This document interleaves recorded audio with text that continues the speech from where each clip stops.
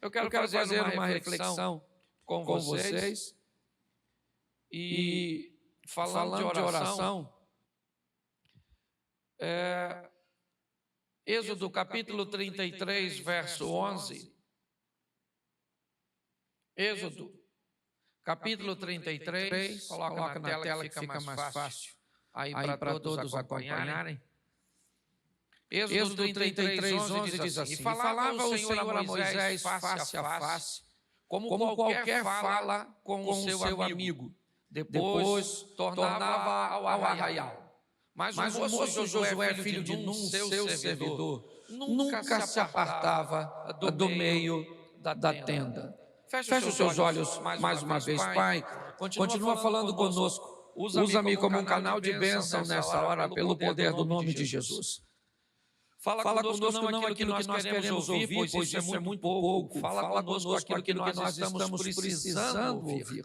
Tira-nos do conforto da mesmice e nos coloque no confronto das mudanças. E que a tua palavra que não volta vazia, sem antes fazer aquilo que lhe apraz, traga transformação, traga restauração, libertação. Ó Deus, uma correção de rota nesta manhã, pelo poder do nome de Jesus. Amém. Glória a Deus. Amém? Bom, deixa eu explicar algumas coisas para que você entenda qual é a dinâmica cuja qual nós temos buscado pautar a nossa vida. A Bíblia diz no Apocalipse que aquele que vencer não sofrerá o dano da segunda morte. Esse texto nos dá uma direção de que a morte virá duas vezes, certo? Ou não sofrerá o dano da segunda morte, é porque existe uma segunda. O contexto simples da palavra morte quer dizer separação, porque todas as vezes que alguém morre, certo? A força vital que está no seu corpo abandona, se separa dela. E quando isso acontece uma morte física, porque houve a separação do corpo daquilo que dava ao corpo vida.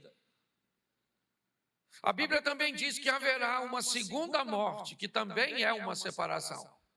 Porém, aquele corpo que recebeu a ausência do Espírito que lhe dava a vida, agora também dele saiu a alma, e essa alma agora pode também morrer. Por isso a Bíblia diz que nós não devemos temer aquele que mata o corpo, mas aquele que pode conduzir a alma, aquele que pode matar a alma, aquele que pode separar a alma de Deus. E quem é este? O pecado. Quando olhamos para isso, descobrimos que tem duas vidas: a vida física terrena e a vida espiritual. E quando olhamos para a Bíblia, descobrimos que ela está extremamente preocupada com as duas. Vamos ver nitidamente boa parte da Bíblia, ensinamentos, princípios, palavras, direcionamentos totalmente focado na vida terrena, me ensinando a ser filho, a ser pai, a ser marido, a ser patrão, a ser amigo, a administrar dinheiro, a cuidar da minha saúde. Inúmeras vezes nós vamos ver a Bíblia totalmente focada numa vida de sucesso aqui na terra. Há uma preocupação. Aliás, o ensino da oração feita por Jesus no Pai Nosso, ele começa a falar de uma vontade, certo? De uma ordem que existe no céu e que precisa ser trazida para a terra.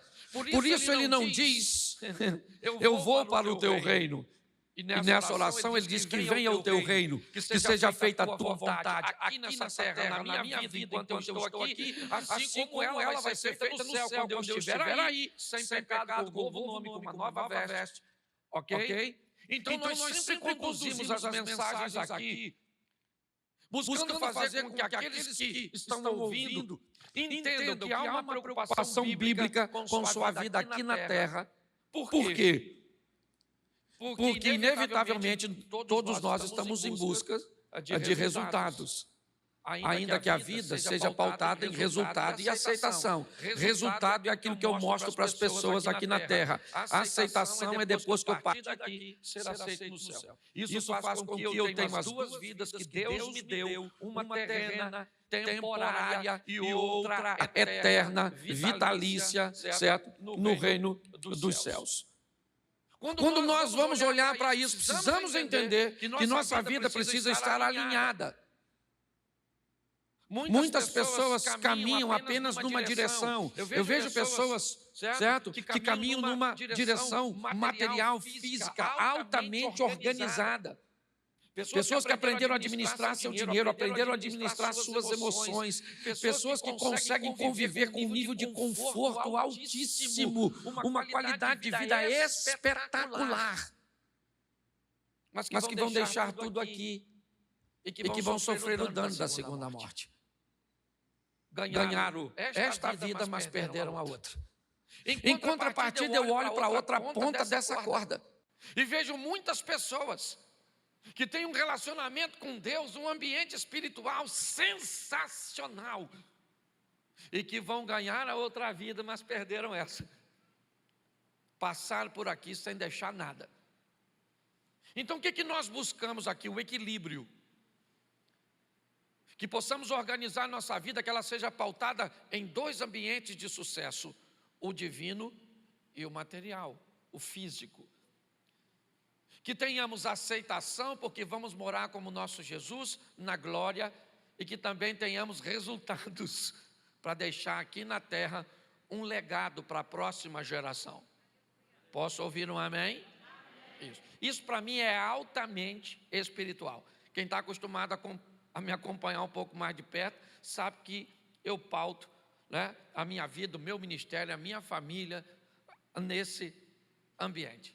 Então, por que eu estou abrindo com isso? Porque se nós vamos falar de oração, eu tenho que abrir com Moisés. Mas eu gosto do texto que lemos, e coloca de novo para mim, por favor.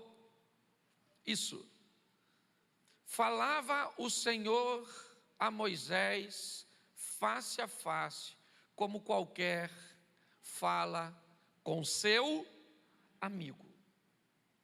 Eu gosto dessa expressão. Deus falava com Moisés como alguém conversa com um amigo. Quando? Algumas vezes.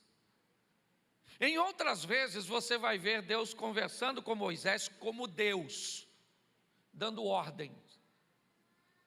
Mas em algumas situações você vai ouvir Deus conversando com Moisés, ouvindo o que Moisés tem a dizer, atendendo algumas demandas de Moisés altamente desnecessárias. Por quê? Porque o propósito do texto é mostrar que assim como Moisés no Velho Testamento, assim como muitos no Novo Testamento e para nós hoje, o relacionamento para com Deus ainda mantém o mesmo, como esta vida, um relacionamento para aqui, né, de um Deus amigo próximo, e nem por isso ele vai deixar de ser Deus. Nós vamos dar uma olhada na história e vamos começar por ele. Por quê? Porque Moisés aprendeu sobre oração ainda muito pequeno, enquanto ainda estava num lar hebreu. A base da vida ou da instrução de Moisés no que diz respeito à oração é criada numa matriz dentro da sua casa, com Joquebede, sua mãe. Quando nós olhamos para a história deste rapaz, que começa a estabelecer sua base num lar hebreu, criado por sua mãe, e que logo depois ele vai mudar de lar, ele vai migrar para um ambiente, né, ou seja, para o palácio do faraó, para receber as instruções do Egito, para aprender a cultura do Egito, a língua dos egípcios, para criar toda uma adaptação no ambiente egípcio. Nós vamos descobrir que quando ele sai do palácio, agora fugido para o deserto, não é a cultura do palácio que o mantém de pé, mas sim a base de seus ensinamentos do lar que ele recebeu. Nós vamos olhar aqui que a maior herança que nós podemos deixar para a geração futura não é um bom smartphone, não é uma casa, não é uma boa formação acadêmica, ainda que isso seja altamente produtivo e relevante. Mas a maior herança que vamos poder deixar para essa nova geração é mostrar para eles que existe um Deus nos céus. E que quando seus pais, quando o dinheiro, quando a saúde, quando os amigos faltarem, Ele vai estar onde sempre esteve, no controle de todas as coisas. Quando nós olhamos para isso, nós vamos ver que Ele aprendeu isso onde? Ainda na primeira fase. No início da sua história, ou seja, para que sua matriz fosse estabelecida. E Moisés nunca mais esqueceu disso. As matrizes são importantes, porque o diabo sempre vai tentar convencer você de que você não é quem Deus diz que você é. O diabo sempre vai tentar fazer com que você se convença de que você não pode fazer aquilo que Deus pode. Você vê, Jesus acaba de sair das águas, uma pomba desce sobre ele, uma voz diz para João Batista, para Jesus e para todos aqueles que estavam ali ouvir o que a voz dizia: este é meu filho amado. Lembra disso? Logo depois Jesus vai para onde? Para o monte da tentação. Sim, quando ele sobe lá no monte, quem é que aparece lá? E qual é a exposição do diabo? Se tu és o filho de Deus, como assim se eu sou? Eu não tenho dúvida de que eu sou, porque Deus falou comigo que eu sou. Mas você vê, se o diabo tentou convencer o próprio Jesus, questionando, imagine você e eu. Provavelmente você entrou aqui hoje e nem reconhece sua identidade direito, não sabe direito quem você é, o que você pode, o que você não pode. Você é quem Deus disse que você é. Você está entendendo? Então que ninguém te convença, por mais amigo ou inimigo seu que seja. Nós temos que ter essa maturidade. Quando nós olhamos para esse camarada, nós vamos descobrir que a vida dele viveu essa coisa que me encanta, sabe? Discernir, ter maturidade, ter sensibilidade para entender como eu coloco as informações desses dois mundos tão importantes na minha vida. O eterno, de uma vida de busca com Deus, de consagração, de intimidade, certo? De fuga do pecado e ao mesmo tempo dos resultados que eu preciso obter aqui para ter uma vida boa nessa terra. Ô, gente, a nossa geração, a mais antiga, ela gostava muito de sofrimento. Até a própria igreja usava muito isso antes, os testemunhos que traziam dor para sensibilizar, para abrir uma brecha. Estou dizendo que estava errado, não, longe de mim. Certo? Só que essa geração hoje, você pode ver hoje os testemunhos que falavam de dor, de dificuldade. Isso perdeu o ibope. Hoje a igreja fala mais de resultado. Está certo ou está errado? Está certo, não tem problema nenhum. O que nós precisamos entender é que nós estamos vivendo uma época, e eu entendo isso, onde Deus quer dar para a minha geração o que não deu para a anterior, fazer na minha geração o que não fez na anterior. Por quê? Porque a vida é cíclica, é assim que funciona. E nós temos que entender isso. Há um tempo atrás, uma senhora, eu já falei isso aqui, falou comigo que ela veio nesse mundo para sofrer. Eu olhei para ela e falei, então a senhora que sofra. Aí ela me olhou, como assim? Eu falei, a senhora acabou de falar comigo que veio nesse mundo para sofrer. Quem sou eu que vou tirar da senhora tal privilégio, sua missão? Aí ela olhou, e o senhor? Eu falei, bom, eu não vim para sofrer. Sofrer para mim é algo muito pontual, porque Jesus disse, no mundo tereis. Então, dá para ter vida 100% boa nesse mundo? Não, isso ficou para a próxima fase desse game. Mas isso também não significa que minha vida tem que ser uma saga de sofrimento e sofrimento. Mas se você quer, deleite-se. E você sabe que ela saiu de perto de mim muito chateada, porque na cabeça dela eu tinha que querer sofrer também. E era o modelo mental dela. Por isso que mudar o modelo mental das pessoas é tão desafiador. É ou não é? Quem não já ouviu alguém falar assim: nossa, ele era mais humilde quando andava a pé, agora anda de carro e não fala com ninguém. Tenta andar de carro falando com todo mundo. Ô, irmão, ô. Não vai rolar. É lógico que eu estou brincando com a exposição, é só para aguçar a sua mente. Nós temos que sair de uma sociedade que segrega pessoas. Nós temos que sair de uma sociedade preconceituosa. Está na hora da igreja abrir a mente e derramar nesse mundo o amor de Deus que transforma vidas. É assim que funciona. Quando nós olhamos para isso, quando nós oferecemos isso para as pessoas, é isso que muda. Porque Cristo é o amor.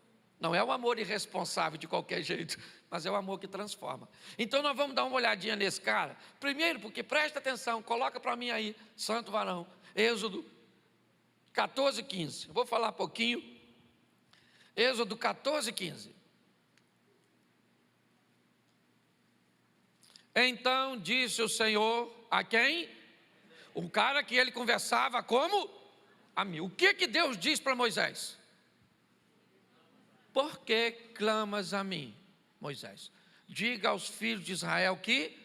O que Deus está dizendo aqui? O que Moisés está fazendo nesse texto? O que ele está fazendo? Fala assim, orando. Orando. Moisés estava o quê? Tá. Vamos lá para o Novo Testamento? 1 Tessalonicenses. Orai sem. O que Moisés está fazendo? E o que Deus falou que nós temos que fazer sempre? O texto não se contradiz. Ele só precisa definir que hora as coisas precisam acontecer. Quando Moisés está orando, Deus falou para Moisés: Moisés, o que tu está orando, filho? O faraó está chegando aí com os milicianos. A turma está vindo. Você levanta porque eles vão pegar você. Porque agora não é hora de... Quem é que fala? Agora você sai daqui crente ou sai doido.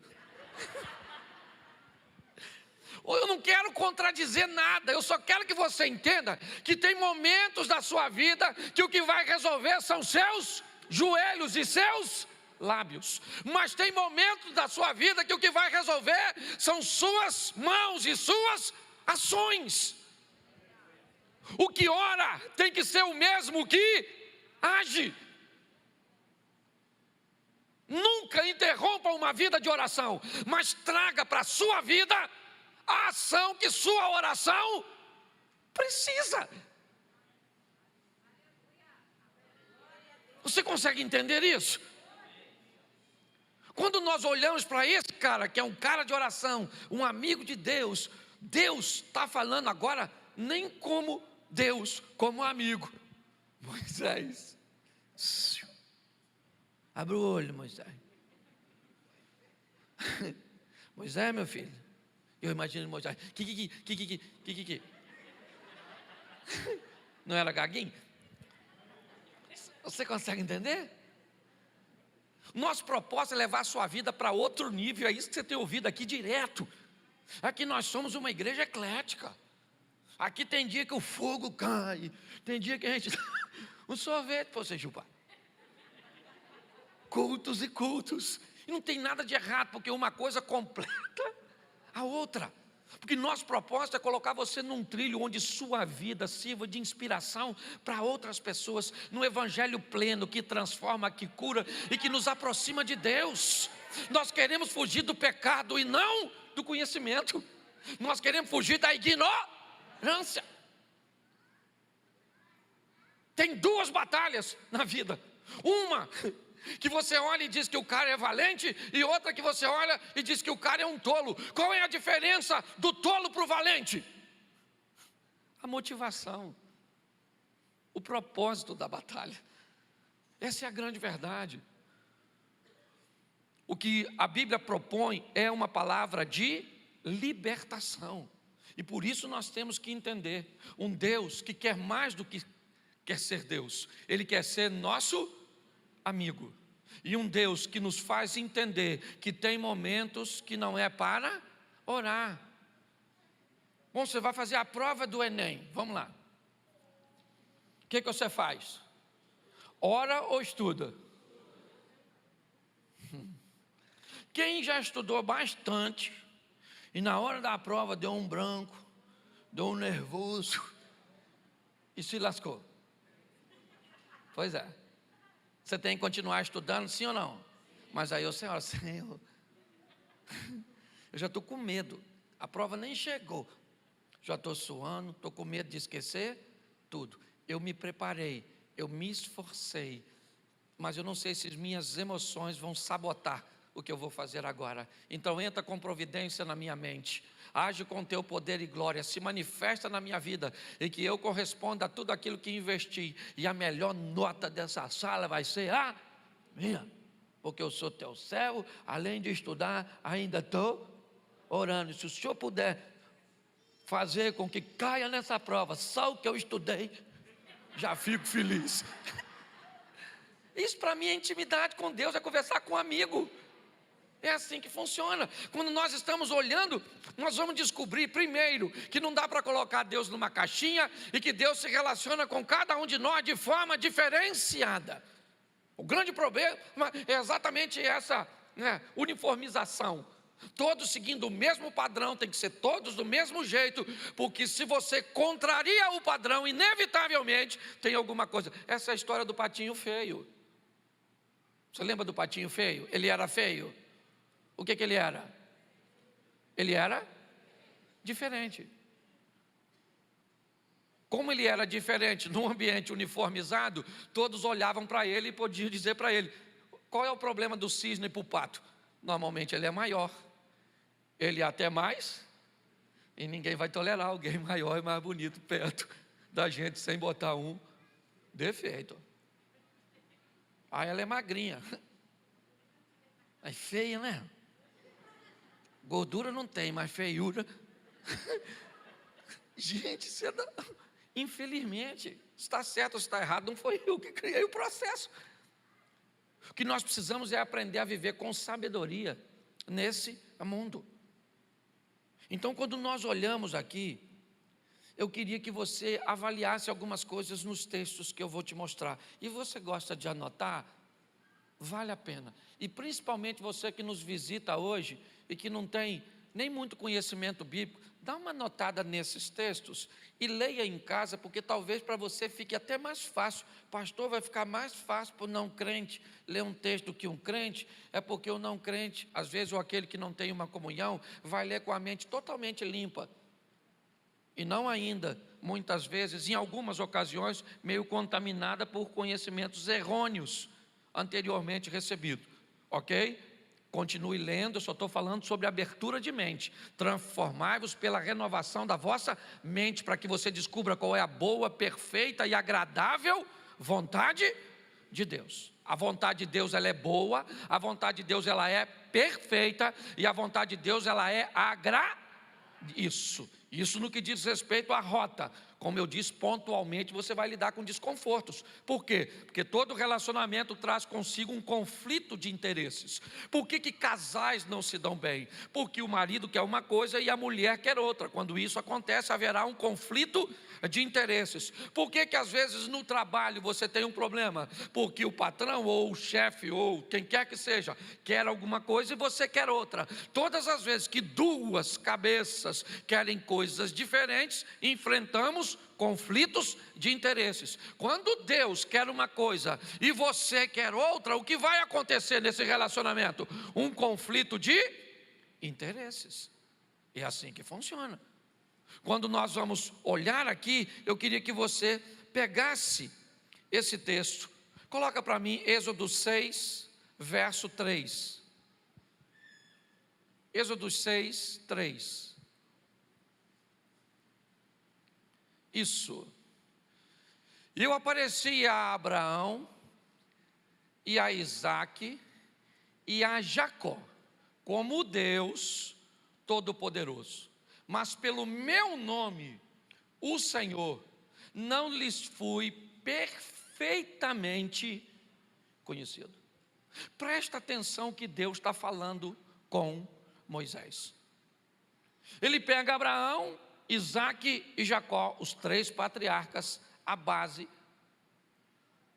e diz para Moisés: Moisés, olha, Abraão, Isaque e Jacó, eu apareci como Deus, mas eu nunca me revelei a eles plenamente, como eu vou fazer com você.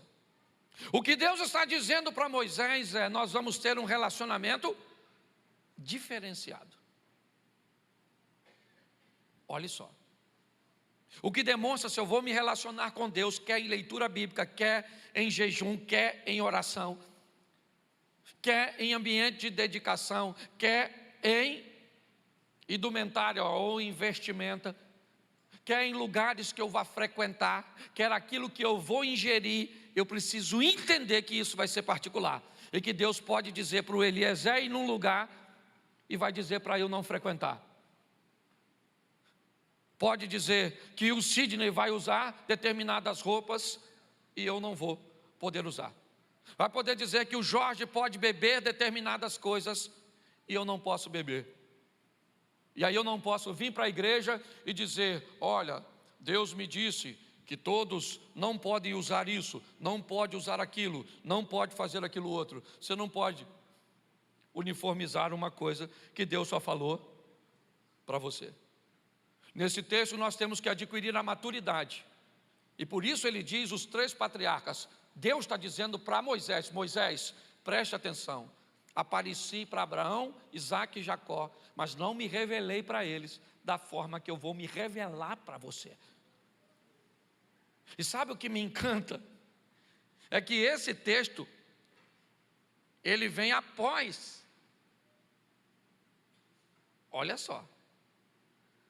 Ou seja, depois de Abraão, Isaque e Jacó, Deus fala com Moisés dizendo: eu vou me relacionar com você de forma extraordinária. Aí vem o Novo Testamento, que diz que Deus não habita mais em templo feito por mão de, e que agora resolveu morar dentro de nós. Jesus diz: vocês farão coisas maiores do que eu. O que indica que quanto mais o tempo vai passando, mais Deus se torna, ou deseja se tornar íntimos de nós. Nós estamos vivendo num tempo extraordinário. Se nós entendermos isso, a nossa intimidade, porque qual é um dos propósitos da oração? Intimidade. Intimidade para trazer uma amizade, e comprometimento para trazer petições, porque é isso que nós vamos olhar um pouquinho mais à frente. Quando nós olhamos para isso, preste atenção em Êxodo 32, 32, para mim um dos textos mais extraordinários da Bíblia. Agora, pois, perdoa o seu pecado, se não, risca-me, peço, do teu livro que tu tens escrito. Já leu esse texto alguma vez? Quem é que está falando ele? Moisés. Está conversando com quem? Com quem? E o que Moisés diz para Deus? Agora perdoa o seu, ou então risca o meu nome do livro que tu tens escrito. Segura essa, irmão. Moisés está conversando com Deus e diz: Senhor, perdoa o povo, ou então o Senhor pode riscar o meu nome do livro do Senhor. Eu também não quero entrar. Pastor, que audácia é essa do Moisés? Moisés perdeu a cabeça? Nada. Eu não sei a ótica que você consegue enxergar esse texto, mas pela primeira vez eu olho para um homem na Bíblia, depois de Jesus, e vejo que ele se parece muito com Deus. Porque o que Moisés está dizendo nessa frase: Senhor, o Senhor entregou esse povo para que eu pudesse caminhar com ele, e eu amo esse povo de uma tal forma que nós não vamos perder esse povo, Senhor. Não faz sentido, eu não quero nem entrar se esse povo não for, porque eu não vou conseguir estar lá dentro sabendo que ninguém está lá. Quando alguém se aproxima demais de Deus de verdade, sabe o que acontece? Ele começa a se parecer com Deus. Eu aprendi uma coisa na minha caminhada cristã: amar a Deus é fácil, difícil é amar aquilo que Deus ama. Moisés aqui nos dá uma grande lição de quem está perto de Deus. Quando você está perto de Deus, você aprende a amar a quem Deus ama. E Deus ama o pecador, sim ou não? Isso, Deus ama gente, pessoas. E às vezes nós amamos muito a Deus, mas não amamos as pessoas. Esquisito, mas deixa quieto. Certo? Mas quando nós olhamos para esse texto, e eu termino a palavra de Moisés aqui, eu ainda tenho mais 2 exemplos para dar para vocês. Mas Êxodo 33, 18, a partir do 18 eu vou ler até o 23. Mas preste atenção. Então ele disse, Moisés, o sujeito, rogo-te que me mostre a tua glória. Olha o que Moisés está falando com Deus. Conversa de amigo. Para que Moisés quer ver a glória de Deus? Para quê? Qual o propósito? Nada. Tem algum propósito nisso? Sim ou não? Mas amigo, quando conversa, joga a conversa fora. Está pedindo o que não faz? Porque existe momento de oração que você entra na presença de Deus e aquilo ali tu veio para resolver, meu irmão. É um câncer, uma libertação, uma porta de emprego, é um negócio difícil, é um problema. Aquele momento é você, o servo, se colocando no seu, e Deus, o Senhor, o Supremo, governador de tudo, Senhor dos céus e da terra.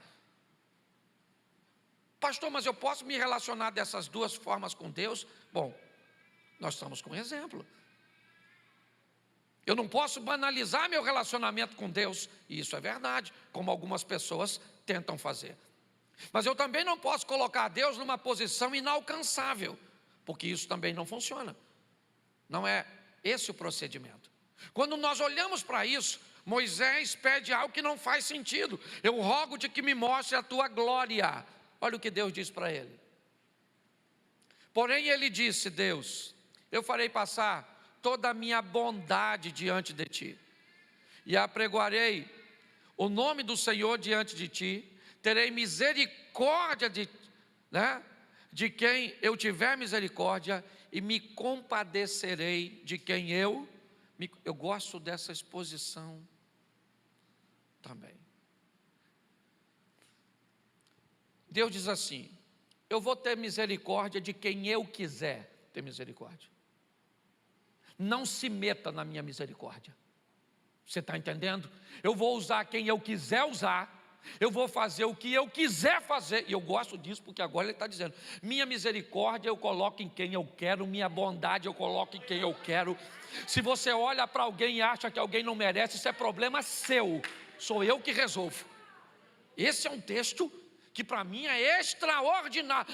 Eu não entendo como é que Deus usa fulano. Quem é tu na fila do pão? Ele é Deus e usa quem ele? Acabou, meu irmão. Faz o que ele quer. E ele está dizendo, provavelmente, essa mensagem aí deve ter sido para a turma que já passou e morreu. Porque os caras iam ficar chateados, pensou Abraão. Olha o relacionamento que ele está tendo com Moisés. E para mim e para você também. O que ele está dizendo? Olha, a minha bondade e a minha misericórdia eu dou para quem eu me compadeço de quem eu quero. E ele está dizendo agora para Moisés, certo? Toda a minha bondade vai passar diante de... Verso seguinte. E disse mais, não poderás ver a minha face, porquanto homem nenhum verá a minha face e... O que Deus está falando para Moisés? Você está me pedindo uma coisa que é uma linha entre morte e vida. Era para Moisés chegar na hora e falar, Senhor, vamos mudar de assunto. Quero ver glória, glorinha, não quero ver mais nada. Deixa tudo quietinho. Esse negócio de morrer não está nos meus planos. Mas olha o 21. Disse mais o Senhor, eis aqui um lugar junto a mim. Ali, te porás sobre uma pedra. E acontecerá que quando a minha glória passar, te porei numa fenda da pedra e te cobrirei com a minha. Isso é extraordinário. Ô gente, Deus está falando para Moisés, olha, isso é conversa de amigo, isso é oração. Sabe, Deus está falando a Moisés, ó, já que você me pediu, beleza, negócio perigoso. Eu vou botar você numa pedra e vou deixar você olhar por uma fenda. Mas Deus diz, mas eu vou colocar a minha mão sobre você, porque vai que você tem curiosidade de olhar, e aí tu morre. Olha a proteção. Ele disse, quando eu passar, olha só, até que eu haja passado, verso 23, e havendo eu tirado a minha mão, me verás pelas, mas a minha face não verás. Isso para mim é, olha o que Deus está fazendo com esse camarada. A intimidade com Deus, a oração. Eu sei que eu estou falando para muitos homens e mulheres de oração, que já são uma potência na mão de Deus. Mas se souberem como as coisas funcionam, quem aqui já apertou um parafuso com uma faca? Levante a mão. Nossa, deixa eu te dar uma informação, faca não é ferramenta para apertar parafuso, sim ou não? Mas por que você usou? Porque é o que você tinha mas uma parafusadeira seria melhor, mais rápido, mais garantido e mais seguro? Pois é, o que Deus está querendo fazer com você nessa manhã. Tirar essa ferramenta que está surtindo efeito e empoderar ela com conhecimento. Aqui sairão pessoas que irão alcançar coisas extraordinárias através da oração. Conhecereis a verdade e a verdade vos... De que a verdade liberta? Da ignorância, gente. Quem aqui já acreditou que rato virava morcego? Manga com leite matava. No dia da trovoada, tinha que cobrir o espelho. Se tomar banho, depois de comer, fica todo torto embaixo do chuveiro. Nossa, muita ignorância, né? Mas é legal, é gostoso isso, nós olharmos para isso. E deixa eu terminar aqui. Acho até que eu vou pregar na próxima quarta-feira de novo para continuar. Acabou ficando muito grande o conteúdo. Deixa eu só mostrar o exemplo de Jacó para vocês e eu termino aqui. Outra história extraordinária de um cara de resultados e de uma vida controversa. É verdade, mas eu gosto dessa vida controversa porque mostra uma vida verdadeira. Esse dia eu encontrei com o pastor e eu falei, e como é que está? Ele falou, pastor, glória a Deus. Casamento 100%, igreja sem problema, os filhos tudo bem encaminhado, saúde de ferro. Eu já estava ficando com inveja. Quando de repente eu olhei para ele rindo e falei, pastor, está na hora da gente virar amigo. O senhor passar a me falar a verdade. Porque vida perfeita não existe não. Eu gosto da Bíblia que ela é capaz de mostrar o erro de Moisés, o erro de Davi, o erro de Salomão. O único que não teve erro foi Jesus. O restante, todo mundo deu uma vacilada. Certo? E a Bíblia não esconde que uma mulher de oração pode ser fofoqueira. Que um homem de Deus pode deixar de pagar uma conta. Deixa quieto para Deus não continuar usando. Eu estou brincando, é só para descontrair, viu? Gênesis 32, 9. O tecladista já está aqui me intimidando para eu terminar. Vamos lá. Disse mais Jacó, Deus de meu pai Abraão e Deus de meu pai Isaque, ó Senhor, que me disseste, torna a tua terra e a tua parentela, e far-te-ei bem. Jacó é um camarada que aparentemente orou pouco. Poucas vezes você vai ver a oração desse camarada. A vida de Jacó é pautada muito em ações, atitudes, que nem sempre são corretas. É verdade. Aliás, a história de Jacó começa com uma decisão equivocada, com uma decisão errônea, de aceitar o conselho de sua mãe, Rebeca, e de enganar seu pai Isaque, que já estava privado da visão. Aquilo traz para Jacó um prejuízo muito grande, e a história dele começa ruim. Começa como um enganador, um fraudulento. Ele recebe uma ameaça de morte de seu irmão, cujo qual ele enganou, e ele tem que fugir. Mas no capítulo 28 de Gênesis, no verso 20, já chegando na terra de seu tio, para onde ele foge para não ser morto para seu irmão, ele começa a orar. E Jacó diz o seguinte para Deus no verso 20: se o Senhor for comigo e me guardar nesta viagem, e me der pão para comer e vestes para vestir. Jacó agora está caminhando e ele faz uma oração: Senhor, eu não tenho meu pai, eu não tenho o conforto do meu lar, eu sou um estranho para o local que eu estou indo, mas eu preciso da tua proteção, eu preciso que o Senhor seja comigo nesse ambiente. Aquilo que ele não fez quando foi instruído por sua mãe, de perguntar a Deus e de colocar Deus à frente, ele agora faz. Porque há momentos na nossa vida que nós vamos tomar decisões sem consultar a Deus, e muitas vezes vamos quebrar a cara por isso, vamos sofrer danos. Mas aprenda que dá para corrigir a rota. Ele ainda está em ambiente de fuga quando resolve refazer sua rota, voltar para o altar de Deus, um lugar que ele conhece muito bem, pois seu avô é um construtor de altar. Um lugar que ele conhece bem, porque seu pai é um homem temente a Deus. A escola de Jacó é uma escola boa. A próxima fase dele também é uma fase de ação, de sucesso. Ele é um cara que vai trabalhar para casar.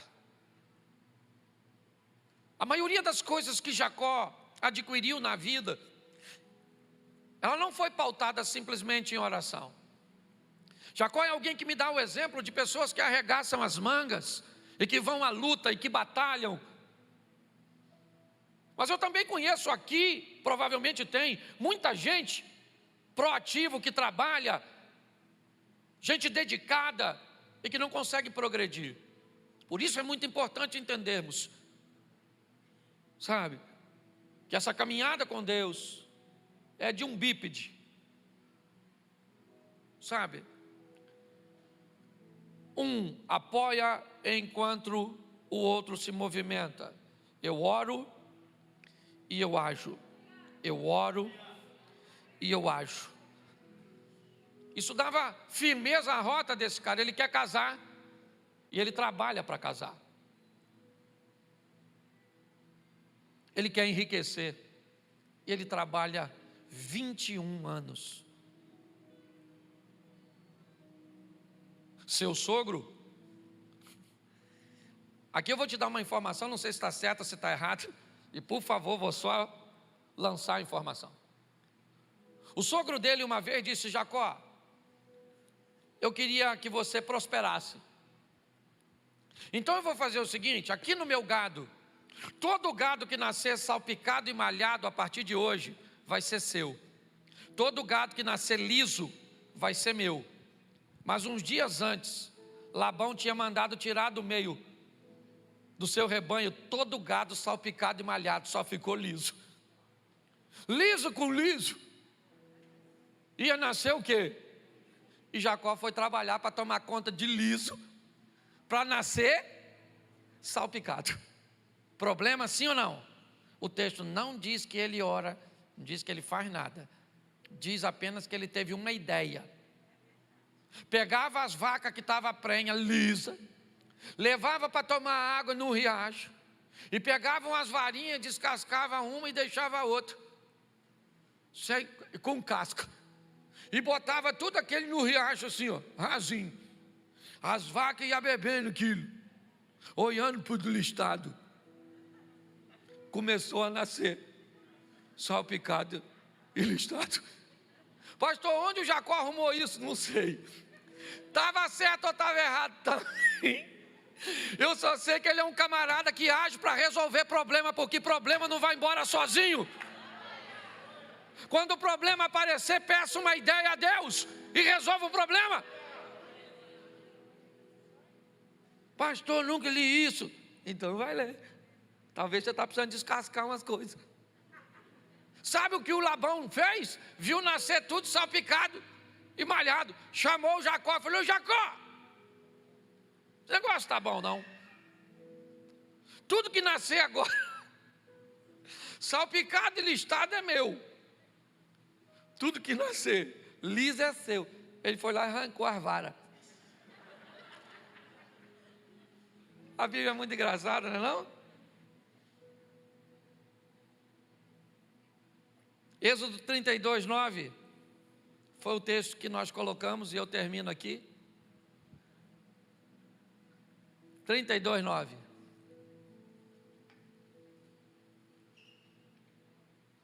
Isso.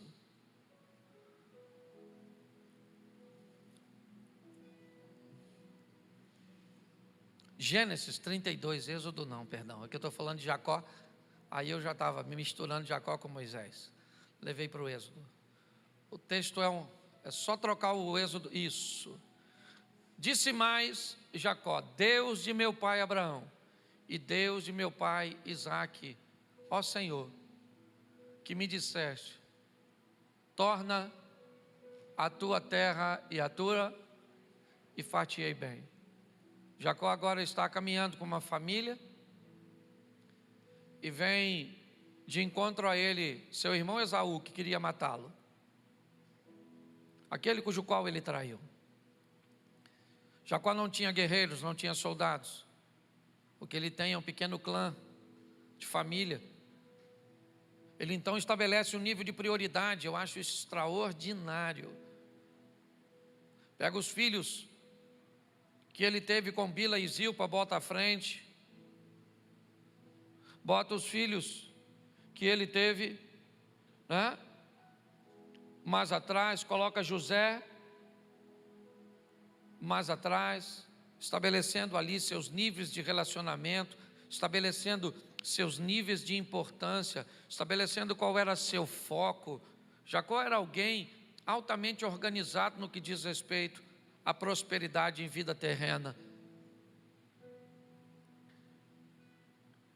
Seu nome vira Israel, o nome da nação, de uma das nações mais poderosas do mundo. E quando eu olho para tudo isso, eu descubro que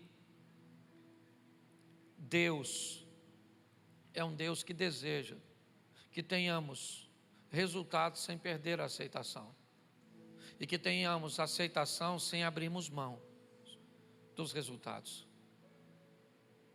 Saia daqui para ter uma vida extraordinária e não aceite menos do que isso. Por quê? Porque é isso que Deus tem para você. Dentro disso você vai precisar descobrir o que Deus quer para você economicamente. Porque às vezes nós olhamos a métrica de alguém e estabelecemos para nós. Isso não vai acontecer. Porque a vida não funciona assim. Agora, isso não tem a ver com paz, nem com felicidade. Uma das coisas que mais me encanta no socialismo, ainda que eu não seja socialista, mas é que eu acho que há uma grande afinidade entre o socialismo e o capitalismo que deveria acontecer. E as pessoas terem o básico de tudo, não faltarem nada para elas. Para quem? Para todas as pessoas. Acho que nós precisamos de um pouco mais de conhecimento e de abertura dos olhos, porque às vezes é muito complexo você olhar para uma pessoa que tem condições de criar 1 ou 2 filhos e tem 10. Então eu acho que tem muito, mas eu acho que todos nós precisamos de educação, saúde, segurança. Mas eu acho que não deve haver uma classe social só.